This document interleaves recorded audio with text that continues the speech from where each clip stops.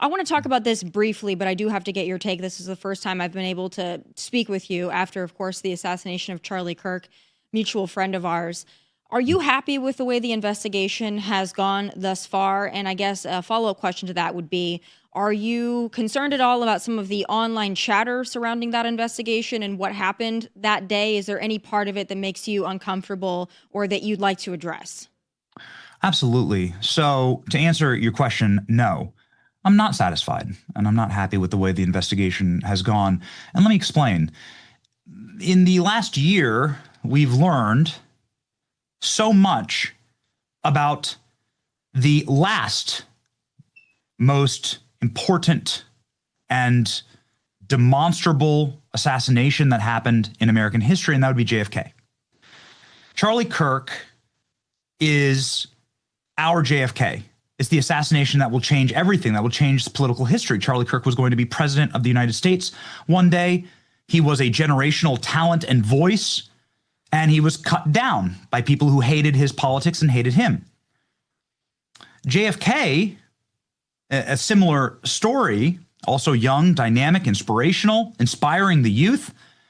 And just this year, we're learning an enormously different story than the federal government has told us about JFK's assassination.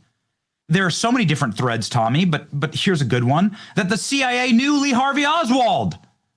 And they've been lying to us. For 70 years, they've been lying to us. That they bumped Lee Harvey Oswald in Mexico City, that they were working with him or operating with him. Do we still have the full picture? We're not sure, but that alone is an empirical lie that they've held back from us and have deceived the American public. And so my dissatisfaction with the current nature of Charlie's investigation is that I want all of the available evidence, all of it. I am disgusted that a judge right now is potentially going to rule to ban all cameras from the courtroom. Charlie Kirk was killed on a live stream. We deserve, as his friends and as this country and as this movement, to watch the full trial of Charlie Kirk. We deserve to see that young man, Tyler Robinson, his reactions, his defense. We deserve to see all of the available evidence. I know some of it obviously has been quarantined. We deserve to know exactly why and how that evidence will be presented. We deserve to know where the transgender furry boyfriend is. He's gone missing. His name's Lance Twiggs. Where the hell is he? He better be in witness protection, ready to, spill his guts about what happened. Based on all of the strange curiosities and the 100 concurrent miracles that had to happen for that shot to take place that day, we deserve answers. And so to answer your question, we need more, and I will reserve my judgment until I watch this trial happen. But damn it, Tommy, we better be able to see this trial, and the American people deserve justice, and we will not stop fighting for it. You're right. We do deserve to see it. I'll tell you this. I have confidence in our FBI leadership currently. That hasn't always been the case. But are you confident in Kash Patel and Dan Bongino and others that are going to be obviously overseeing a lot of this, as they should? Are you confident that they're going to give us the transparency to the extent that they can that we deserve? We as the American people have to demand it. Yeah, I don't have the files, right? So I don't know what's in the Epstein files, for instance, or in the rest of the JFK files. I think we've gotten about half of them, according to Anna Paulina Luna. Well, if we just found out that the CIA was running Lee Harvey Oswald, what's in the other half of the JFK files? No, this is what happens, Tommy. Over the course of my lifetime, but certainly over the course of post-World War II America, the American government has decided to consistently, regularly, and thoroughly lie to the American people. And there was a time in a generation where I think that we enjoyed those sweet lies instead of hard truths. But that time is not now. We live in an information age, we live in an AI age, and we want the hard truth. We want to see all of the available evidence. And frankly, we can make the decision for ourselves. We don't need a Warren Commission to make it for us. And so we're all adults. We're all stakeholders and shareholders in this nation. Give us the damn information. Whether it's JFK, Epstein, Charlie, the J6 pipe bomber, we can take it. We're adults. Why would you be scared of the truth? The truth shall set you free. If you're a Christian, you believe that. There's something moral to it. And so, no, I don't buy any of this garbage that like releasing the Epstein files will be a national security issue. Well, what the hell is that? It's either Epstein's either a hoax or a national security issue. It can't be both, right? And so now, like, they're sort of giving away the game there. And so it's like that's a time for reckoning. And you know, it's funny, left, right, or center, young people believe that. Young people want to be treated like adults. They want the evidence, and the way that you fix a broken relationship of trust is absolute and total transparency. And there's a broken relationship of trust right now between our institutions and the American people. You have to be overly transparent. You know, here, honey, here's my cell phone. You can look through my search history. That's what the federal government needs to be doing right now with the American people. One thing that Charlie was excellent at, among many things, is he was able to breach what I think has been a divide between the old guard of the Republican Party, the establishment, and the mega wing and the younger folks, and a different movement, which is very different from what the establishment was. But Charlie was able to talk to both groups, and he was able to bring both groups, maybe not together, but close enough so that they could operate as a coalition.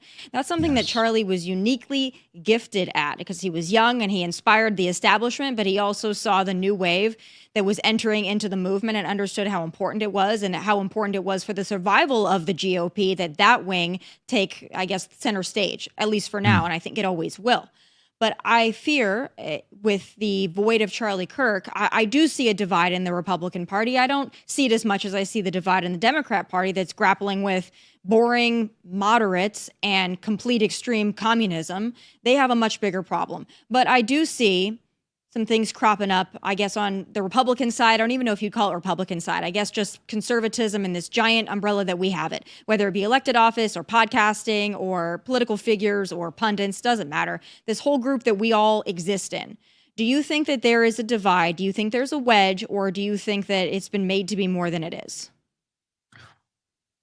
Well, first off, it's a very smart question, Tomi, because you're right. You're 100% right. Charlie Kirk was able to bring all of the Infinity Stones together. I don't know if you ever watched the Marvel movies, but like, you know, it's like slamming them all into the same gauntlet is a really tough job, and it takes a lot of strength. And I would say the Infinity Stones that won all 7 swing states, that won the popular vote, that won 90% of American counties, something that we don't talk about enough. 90% of the American land mass of this enormous country voted for Trump in 2024 was because you were able to get all of the Infinity Stones together. Elon Musk, RFK, the wing of the Republican Party that is extremely populist, right, which is represented by J.D. Vance.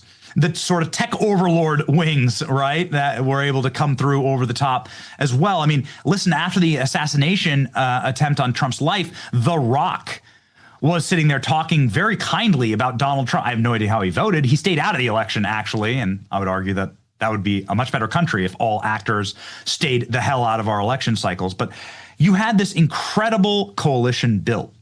That coalition doesn't naturally get along. So I liken it to all of your drunk aunts on Thanksgiving dinner eve. The box of wine in the fridge is empty, and they're ready to fight and talk and bicker. But ultimately, you're under one roof, you're one family, and no matter what, you wake up in the morning and you still love each other. That's what I love seeing in the MAGA movement. That's what I want to see in the MAGA movement. And it's good to have diversity of thought, actually. And if you look at the actual landscape of what is acceptable political thought on the left, it is like a little blue dot. There's a great map of this, actually. And on the right, it is massive. We have this incredible party that has the capacity to debate, that has the capacity for free thought and association, as has been promised to us in our Bill of Rights and our Constitution. And that's a good thing. It's actually a beautiful thing. It makes us a stronger party, and the best ideas will win. The thing I don't want is disintegrationism.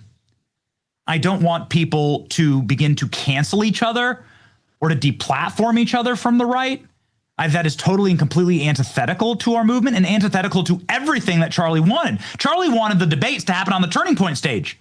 Says, yeah, let's do that. That's a pressure release valve, actually. If both sides, I don't care what you think about Ukraine, Israel, whatever, if it's a religious debate, if you have that debate on stage and you have your champion on stage, at the very least, you're in the ring, you're fighting. It's good. Your worldview gets represented, and it gets represented inside of our party. What can't happen, Tomi, is this. The alternative to that is what happened to Charlie.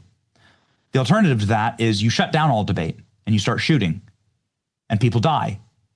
And you try and end the debate by hitting Trump in the head with a bullet. That's the alternative. That's the opposite, actually, of open and free and good and natural and positivist debate, where iron sharpens iron and the best ideas win. The opposite of that is shutting down the debate through violence. And that's a literal definition of fascism. And that's where we cannot go. And so it's healthy.